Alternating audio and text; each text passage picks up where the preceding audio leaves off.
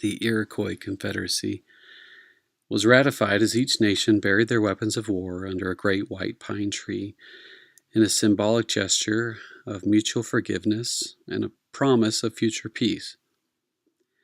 While all cultures include symbolic acts, one specifically for forgiveness seemed especially interesting to me.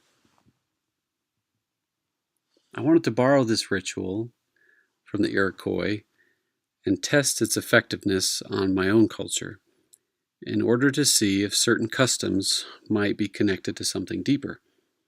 Perhaps they're rooted in our ancient common in ancestry.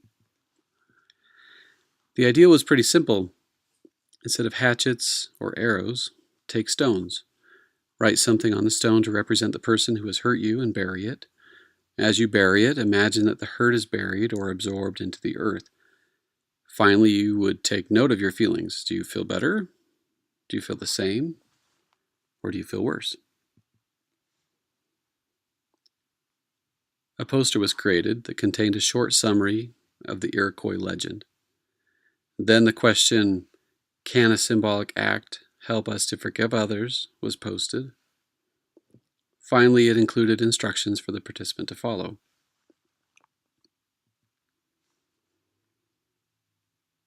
I had 2 containers and a Sharpie on a small table.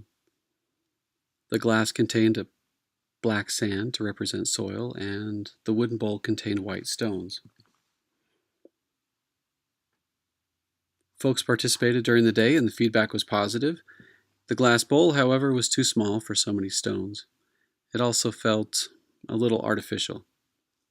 Professor Trudy suggested that a larger container of real soil on the ground would be more effective. Kathleen suggested I change the writing implement to something more appropriate to the concept.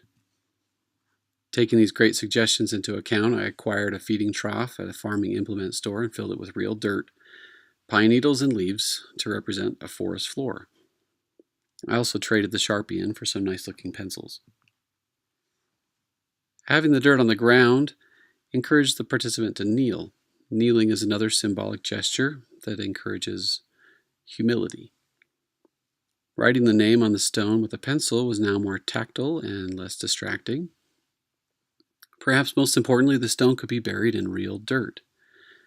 Now, when the stone was buried, it felt like it was lost or absorbed into the earth, whereas before, it could easily be found.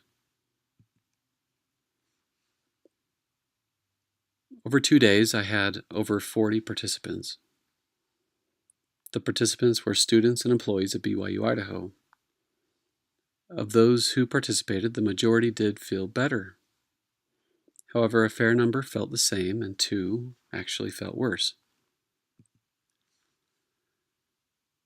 These are some things I learned.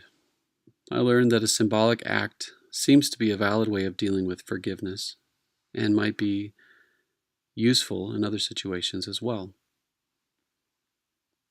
Some practices, both ancient and modern, and across cultures, are probably rooted in primordial human frameworks, and I would like to learn more about those. Finally, I learned that I need to take the time to think through each element and material from a user experience lens.